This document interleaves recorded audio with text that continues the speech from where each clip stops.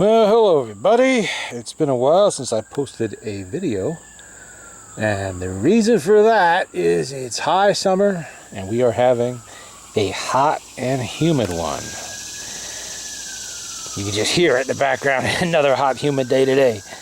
It's not even 12 o'clock and it's already inching up towards 90. At least it feels that way.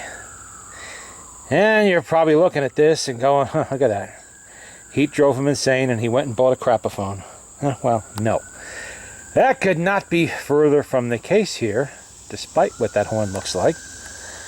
A crapaphone, of course, being collector speak for a cheap imitation outside horn phonograph cobbled together from spare parts and new made parts and whatever.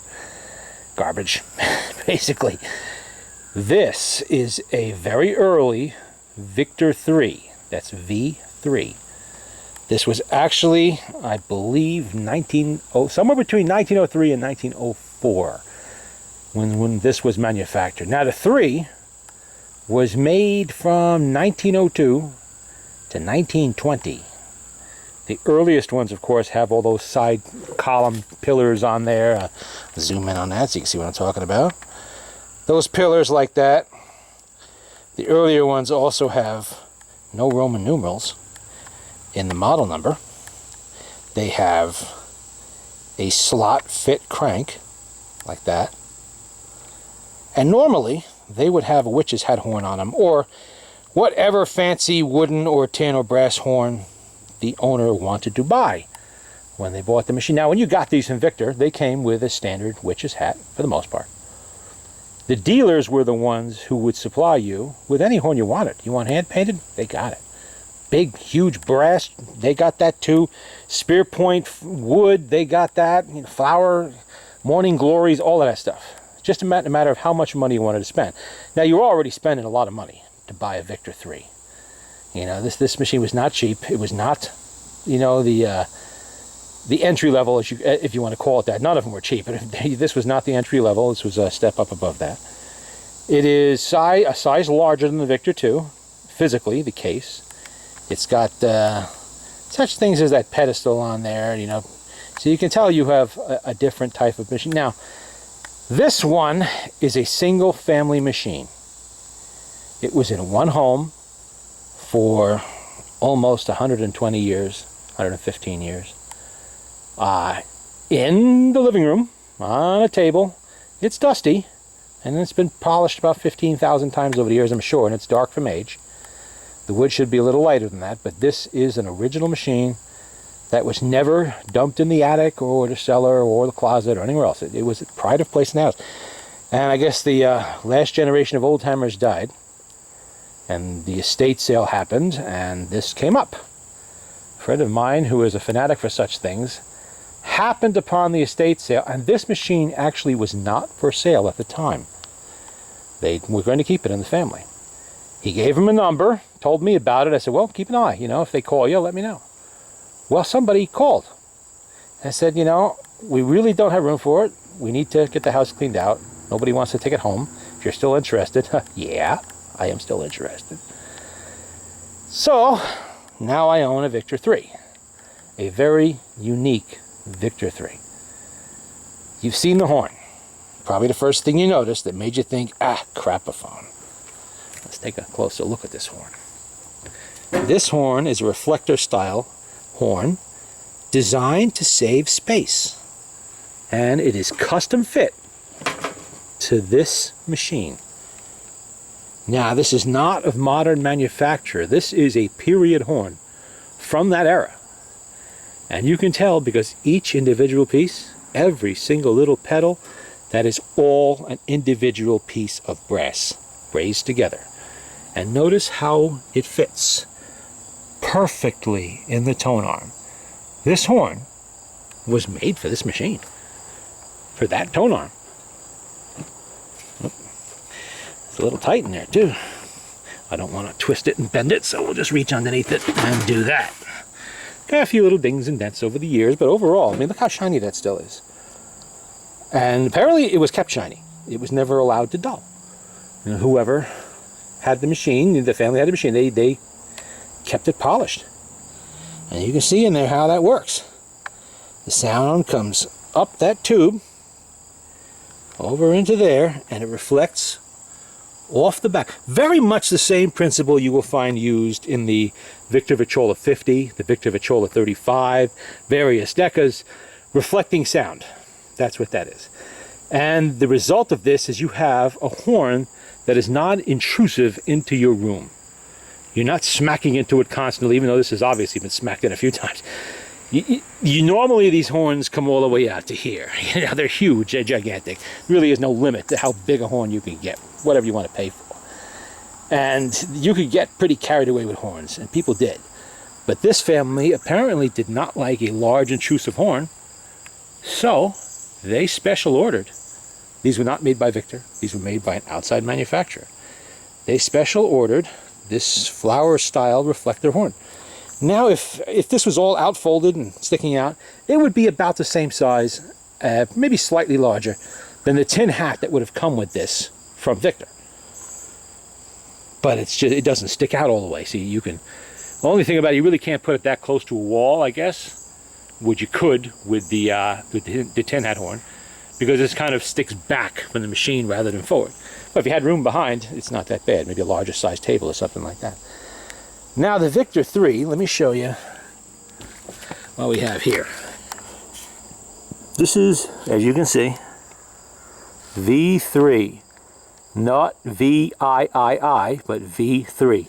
Only the earliest models of Victor machines will have Arabic numerals and not Roman numerals. The serial number is 1143. Very, very low. And while I don't want to turn this over, it does have the patent sticker on it, which says 1902, but they all did. Up until like 05 or 06, they all said 1902. And this machine has never been messed with. It has the original finish. It's never been refinished. It's never been touched up. It's got the original felt on there. Bullet brake is unmolested. Now somebody did molest this. They did molest the tone arm. Unfortunately, it looks like they tried to improve it by replacing the rubber gasket with a piece of leather. And leather just does not have the same degree of bounce to it. You can't use leather here in this application. Yeah, they did a nice job of stuffing it in there, but that's not correct, and it will have to be corrected. But that's okay. That's okay. You know, I'm well versed in rebuilding reproducers, something I do all the time. So that will get fully rebuilt, and as you can see, it's the original round needle hole. Normally, you will find these older reproducers, older machines, with a triangular needle hole in the needle bar there, rather than the round one, because by the end of the aughts, rather, Victor was heavily pushing fiber needles. And what they would do is you would bring this reproducer back to the dealer. They would simply swap out the needle bar for the later one with a triangular opening there, so you could use the fiber needles they were trying to sell you. And these were probably just thrown in the garbage. This machine was never altered that way. This has never played a fiber needle. It's always been round. The family never had it altered. One of the benefits, I guess, from buying from the original owners. And, of course, let's open up the hatch here. It's a push button, not a latch. And it's heavy, and I don't want it to hit the horn, so let's go. There we go. Look at that. That's a 2-spring motor that is standard for the 3s. Once you got into the 4s, that's just a rag down there with some extra needles in it. But once you got into the larger machines like the 5s and such, they were 3-spring. But this one is a 2-spring machine. This is the same motor that you've seen before in another video of mine in the Victor Victrola 12. And you can see, you know, the worm gears, all of that stuff, worm shafts and governor. This motor looks clean. That's because it's been taken care of from day one. This was never allowed to get all crapped up with who knows what, and which mostly happens when they're put in storage and the grease begins to attract oil, you know, dirt and mouse turds and whatever. See what I mean about the shaft there? That is the shaft for the crank, the winding handle. It is a slot. It is not a screw-on. It is a slot. That is original to this machine. A lot of times you will find this, that the original handles were lost or broken, and it was modified to take a later screw-on handle. Not this one. Not this one. And this motor is functional. It sounds a little dry. The springs are going to have to come out. They're going to have to need the usual. They're going to need the grease and all that. There's no major cleaning has to be done on this motor. You can see some crud there on the governor weights, things like that. Yeah, the brass has a little green crap on it. That we'll take care of. Not a problem. But this is not the horrible, disgusting mess you usually find in a machine that's almost 115 years old, or old, 116. But this, I want to do a preliminary video so you can see what the machine looks like. This is what it looked like sitting in the living room of these people's house. This is the original. This is how it looked. Now I am going to clean it up. I'm not going to alter the finish, obviously, but I am going to remove the filth. I am a big, big believer in original finish. I don't care if it's got alligatoring and stuff like that. That just tells me it's 116 years old. That tells me it's original. It's not messed with. Because alligatoring is what people get rid of when they want to refinish something. No, that is how you tell that's the original patina of the machine. I'm not going to make attempts to lighten up the wood because that is age darkened shellac. It'll lighten a little bit when the dirt comes out of it. That's normal. But it's not going to turn back to... I should have showed you that when I had it open. Hold on, I got to put this down. This is kind of a heavy lid on this with everything on it. The turntable is solid cast iron disc. Now, as you can see right here, that light portion there underneath, that is what it originally looked like in 1904 or 05 or whatever. That color, a lighter color. Age, sunlight, just time has darkened the shellac. Shellac is a natural material. It is not made at a chemical factory out of who knows what. It is refined bug shells, basically is what it is. And it's a natural material, and because of that, it ages. And when it ages, it takes on that appearance. And what the cotton cleanser I use will do is suck out the years of cigarette smoke residue, dust, layers of polish that people put on there that cause it to go almost black looking like that. It'll light up it'll take on a nice reddish tone, and that is where it's going to stay. And there is no wood damage on this machine. Not a single corner needs to be repaired. Yeah, a few little scratches here and there, but that's nothing. This, this was very well cared for. It wasn't beaten around. The children were not allowed to play with it. Thank you very much. And, there's no missing pieces. Like these, for instance, these columns. This is 1, 2, 3 separate pieces of wood that are just glued on. They're just glued on to that corner. You look, if it took this off, this would just be regular square. They just jazzed it up a little bit from the Monarch by just gluing on these little pillars here, just like they did on the Victor II and the other ones. Sometimes these pieces fall out. They get a little loose and they fall out. It's just hide glue holding them on there. And then you have to source them from a parts machine somewhere for who knows how much money, or you have to start carving. And this is solid oak, by the way. There are no veneers on this machine whatsoever. That is one solid piece. Every piece of wood on here is a solid piece of oak. The side panels, the top, everything. They did not use veneers on these machines at this time. That would come later. Well, with the pulley cabinets and all of that, the larger machines where they simply had to, especially where mahogany was involved and exotic woods like that. But this is the preliminary look. Now, I'm not going to get to this right away. It is just too hot. It is just too humid, and I am just too beat. I don't like to work on something like this when I'm tired and not at my best, because mistakes can be made. I'm not thinking clearly, and I forget stuff and make accidents happen. It is just very hot, and I will probably wait until sometime in September before I start the real work on this. And this isn't the only machine I've acquired over the summertime. I have acquired another Victor the 9th. They're pretty common. And another Victrola the 6th. I'm sorry, Victrola the 9th. And a Victrola the 6th. Those are common machines. You find them. They're the normal stuff that comes my way. I generally fix them up nice, make them play, and then I sell them on eBay. And, I have enough for myself. something like this is a very, very rare find. And, you know, I want to be careful with it, you know, just like I was with the two. I don't want any accidents happening. So I'm not gonna try playing it for you right now, because it does sound pretty bad with that leather gasket. And if you notice the back gasket on the reproducer there, that is solid rock and leaking like a sieve. So there really is no sound quality with that. But I thought you'd like a look at that. You know, it is a pretty unique machine with that horn. You know, I've been looking on the internet, places like that, and I have not found any information on this type of horn. I mean, there's no maker's mark on this. There's no tag on it. You know, so I don't know. But other than the fact it was made to fit that tone arm, it was made to fit this machine specifically. Because Victor used different sizes on those tone arms for the 2, the 3, the 4, the 5. And so that tight of a fit, the way you saw it, I mean, it's even difficult to move it a little bit. It's that tight in there. I didn't put any oil in it. A little oil probably would move better, but that is obviously something designed for the Victor 3, which means it's a period horn. This was not something purchased in 1940 or something like this. Would have been purchased probably when the machine was new. And in fact, the family did say, as far as the oldest one of them could remember, this brass horn had always been on this machine.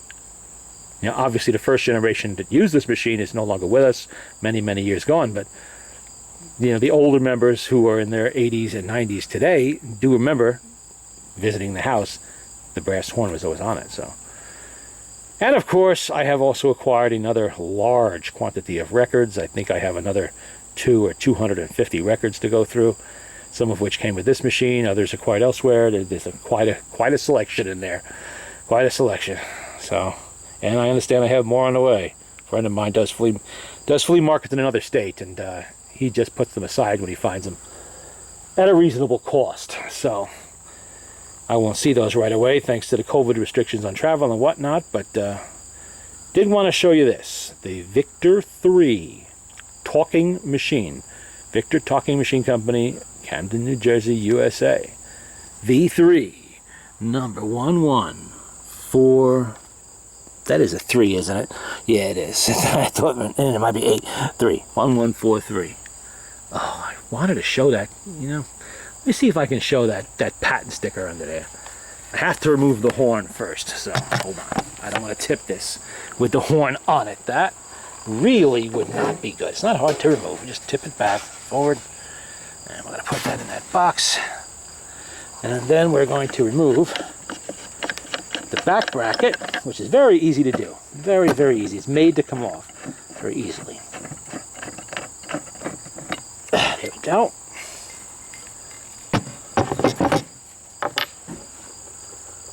Okay. Tip this up very carefully. And I have to hold it to make sure the turntable doesn't slide off. But there is the patent sticker, and you can see March 1st, 1902. And the machine, the selling price of $40. That doesn't sound like much today, but in 1904, that was a lot of money. A lot of money, you know. And you see the bottom, it still has one of the little rubber feet still on there.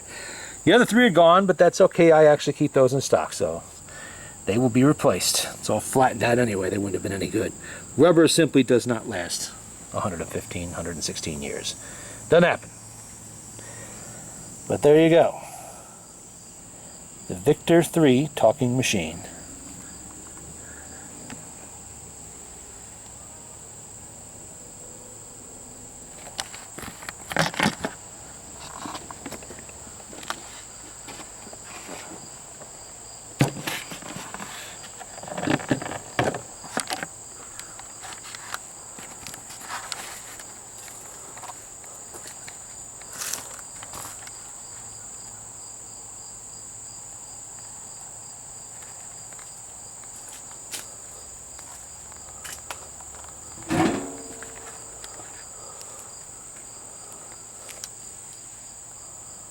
And of course we also have a CAT scanner up here too. Right, Fire? Yeah, you heard me. Got to keep an eye on everything I'm doing.